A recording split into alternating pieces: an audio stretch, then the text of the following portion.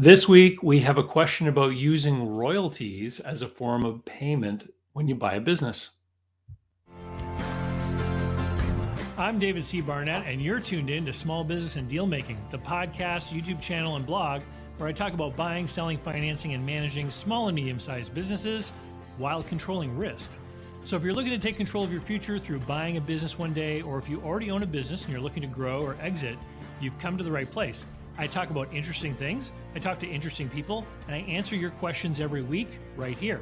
So be sure to hit like and be sure to hit subscribe, and let's get to it. Hey, so this week I've got a question. It comes from a YouTube viewer, BehindTheLast.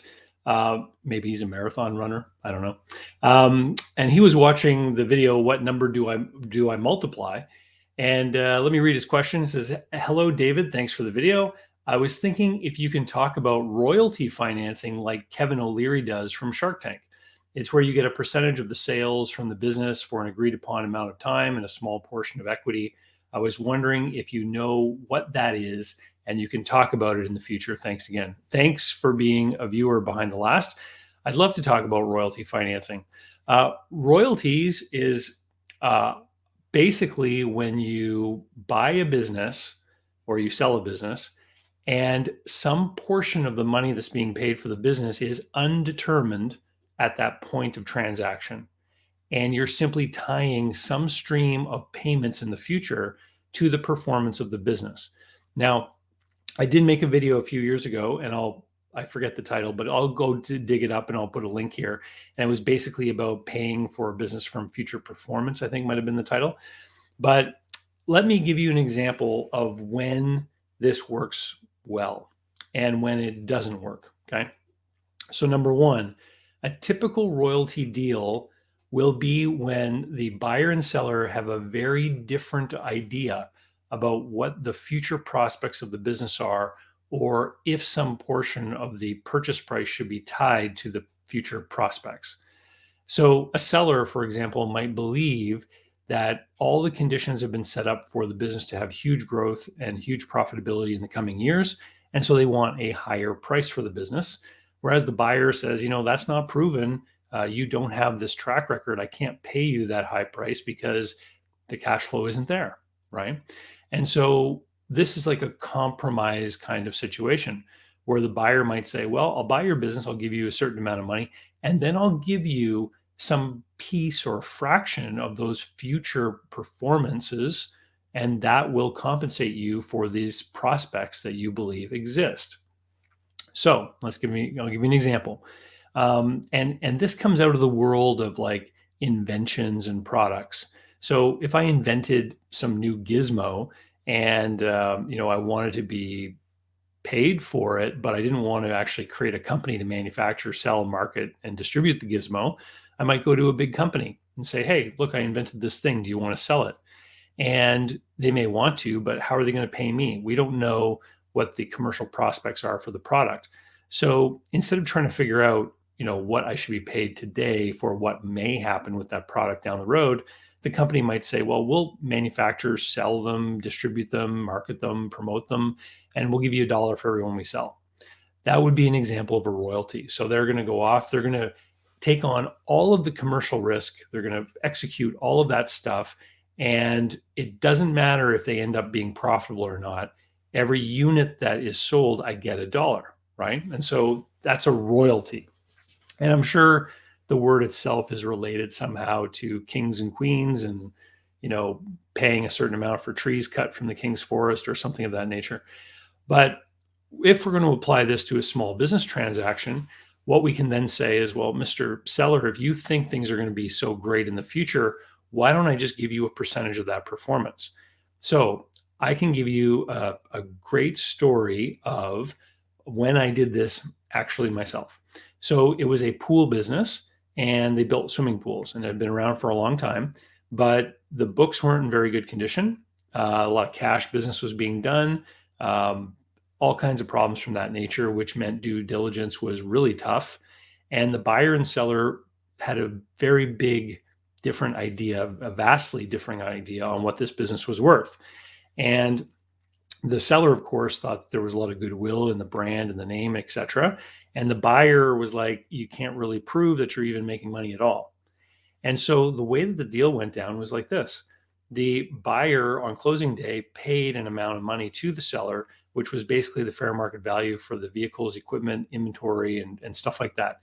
So literally, the buyer just paid for stuff they received on closing day.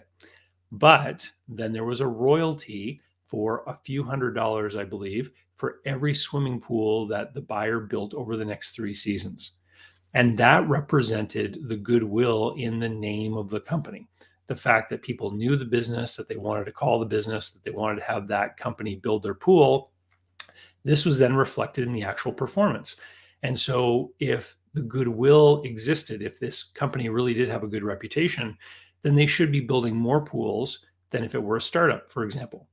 And so that's an example, an actual practical example of how royalties can work in purchasing a business. Now, what is the problem? Well, sometimes you will have an amount of money on closing day, and if the buyer doesn't have all of that money, then maybe they're going to borrow from the bank.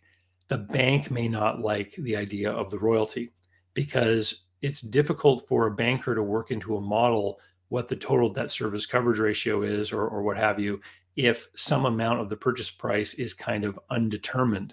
So in the United States, for example, under SBA rules, currently they don't allow this kind of thing. And so there are other ways that you can kind of do it, like having a seller note that has deductions against it if certain performance metrics aren't met.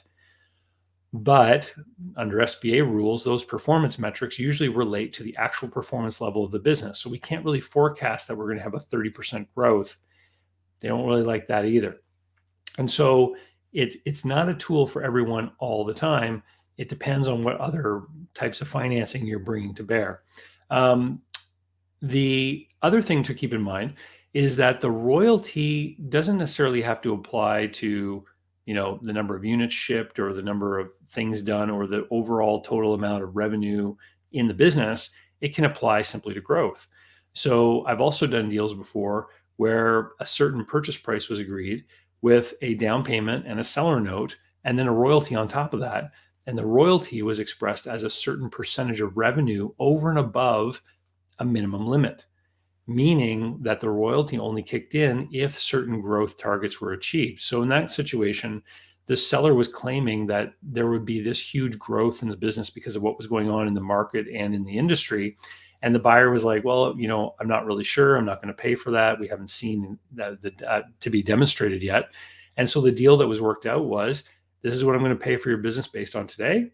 And I want you to hold a seller note on that as well. So there was some seller financing there. And then if the business grows beyond this certain point, I will start to give you like 1 or 1.5% of revenue beyond that amount every year for a certain number of years. So that was basically, it's a form of leaving equity behind in a contract with the seller. So they still have an interest in the performance of the business. That seller, if they ever meet a potential customer of the business, is certainly going to direct them back to the buyer because they know that if they start to make more sales, it's going to kick in that royalty and it's going to mean more money in the pocket of the business seller, even sometimes several years down the road, depending on what the deal is that they've worked out. So if this kind of thing is interesting to you, you should be signing up for Business Buyer Advantage. It's my online course. It's about 13 and a half hours. In Business Buyer Advantage, the original program, there are modules about how you structure different kinds of financing and deals. And then there's a new module that was added in 2019 about buying a business in a recession.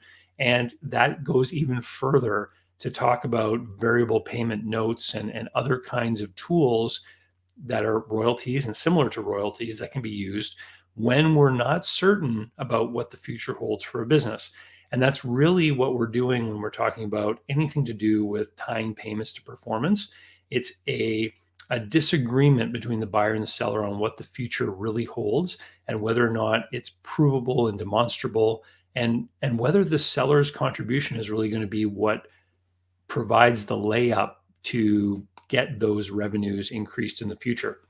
A lot of times buyers don't want to pay for future performance because they feel, hey, I'm the one who's going to be running the business.